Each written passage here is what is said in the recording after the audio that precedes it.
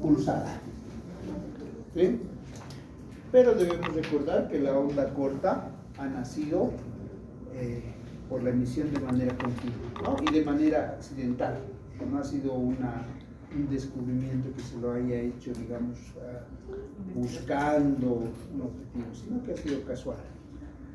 La onda corta, en su modalidad continua y en su modalidad pulsada, está dentro de lo que son las emisiones no ionizantes.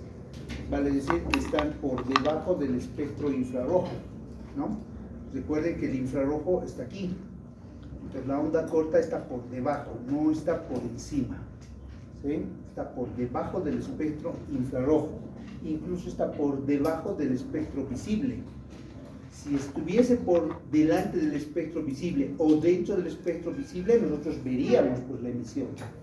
Pero no, está debajo. O sea, nuestros receptores que se encuentran en los ojos no son capaces de identificar, por eso que no se ve. ¿Ya? Muy bien. Entonces decimos que es una radiación de tipo no ionizante, forma parte de la radiofrecuencia, de la alta frecuencia, tiene fines terapéuticos definitivamente, ha nacido de manera casual.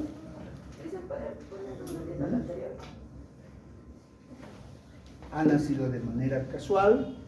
Podemos encontrar la onda corta en su presentación continua y su modalidad pulsada. Por tanto, vamos a tener todos los efectos que hemos descrito ya anteriormente. Vamos a ver que esto se ha empezado a utilizar en la década de los 80. Este señor tenía otra imagen de Arsenal, no mejor. ¿Sí? De Arsenal ha experimentado él haciéndose pasar corriente de alta frecuencia, él ha subido la alta frecuencia, pero con intensidades bajas, 1 amperio, nada más. Y pensaban que se iba a morir, pero no se ha muerto. ¿Sí? Lo único que ha sentido es la carga eléctrica, 1 amperio es poco, pues bajo. Lo que sí ha sentido es un shock eléctrico, pero al mismo tiempo que se hacía pasar corriente eléctrica, él ha percibido que sus tejidos calentaban.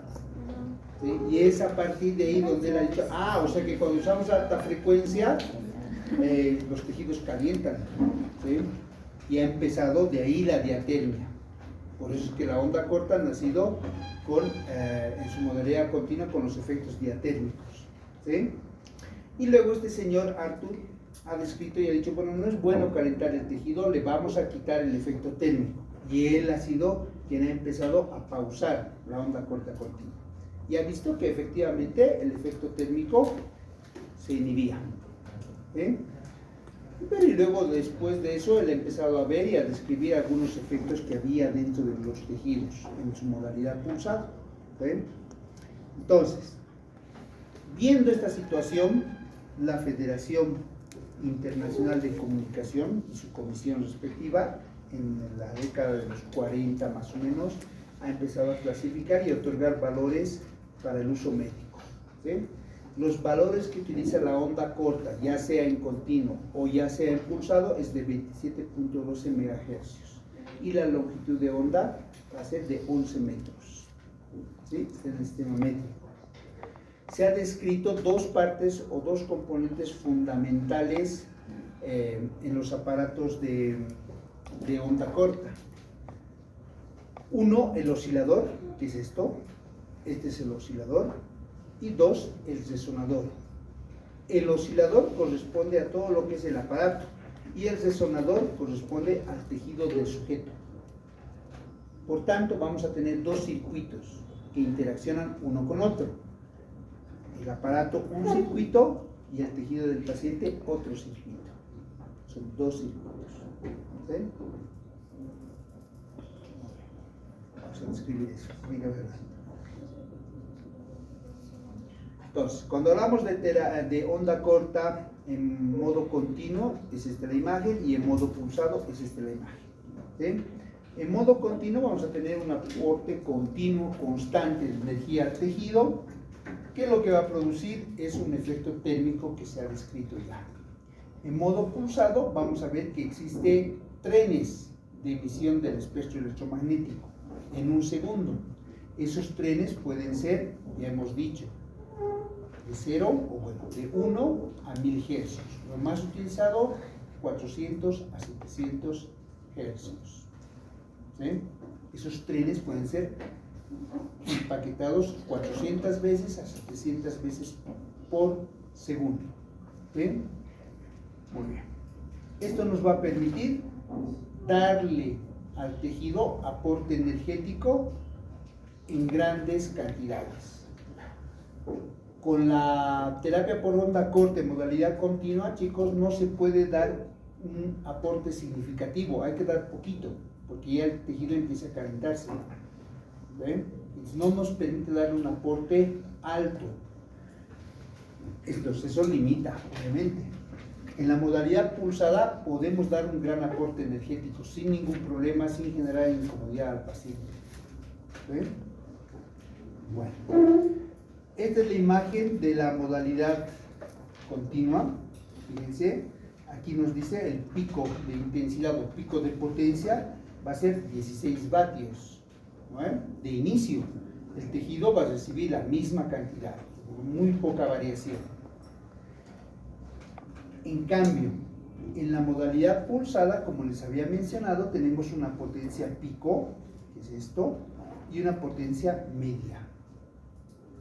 Existe una lógica de esta emisión en modalidad pulsada, y se dice que en la potencia media va a ser directamente proporcional a la frecuencia de repetición de pulsos y directamente proporcional a la potencia pico.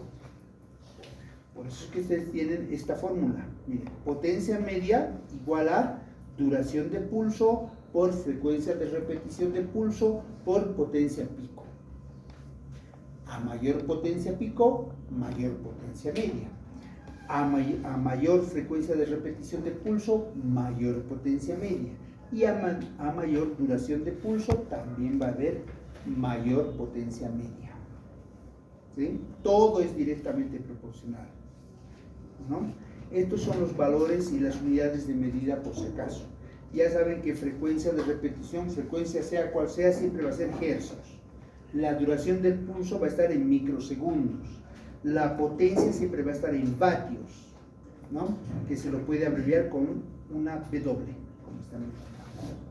Los parámetros más utilizados, aquí está, frecuencia de repetición de pulso de 26 a 800. Yo les he dicho que la mayor parte de los equipos vienen de, ¿cuánto de frecuencia?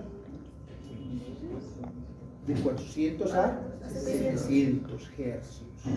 ¿Sí? Las duraciones de pulso van a ser de 20 a 400 microsegundos. Por ejemplo, si yo quiero tener, mayor aumento de temperatura, muy parecido a la modalidad continua, ¿con cuánto de duración de pulso trabajo? ¿Con 400 o con 200? Si yo quisiera tener un efecto térmico parecido a la modalidad continua, ¿con cuánto trabajaría? ¿Con 400 o con 20 microsegundos? Con 400, porque hemos dicho que la duración de pulso es directamente proporcional a la potencia media. ¿Ven? Ahora, si yo quiero tener igual, algo parecido a la modalidad continua, ¿cuánto de frecuencia de repetición de pulso voy a utilizar? ¿26 o 800? 800. Voy a utilizar 800 hercios, porque es directamente proporcional también a la potencia media.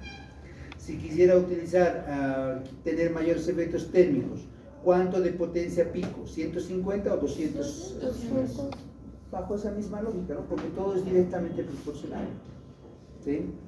Y si yo quisiera tener unos efectos más biológicos o más atérmicos, entonces utilizo los valores inferiores. ¿No ven? Muy bien. Tarea por sellito. Para la siguiente clase van a revisar su libro, ahí tienen el ejercicio, van a sacar con estos valores, ¿ya? Si se utiliza un aparato de potencia media de 200 vatios, una frecuencia de repetición de pulso de 400 hercios y una duración de pulso de 200 microsegundos, ¿cuál será la potencia media aplicada?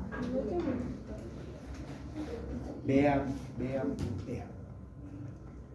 Y el otro sería si se utiliza un aparato de potencia media de 200 vatios y una frecuencia de repetición de pulso de 35 hercios y una duración de pulso de 65 microsegundos, ¿cuál será la potencia media aplicada? Lo que se quiere aquí demostrar con los dos ejercicios es cuál es la potencia media y qué diferencia hay entre una y otra, ¿no? Entonces esto van a hacerlo en sus cuadernos para mañana. Para mañana. Sí, mañana. No. Así Sí, que, vale. ya estamos en la. Sí.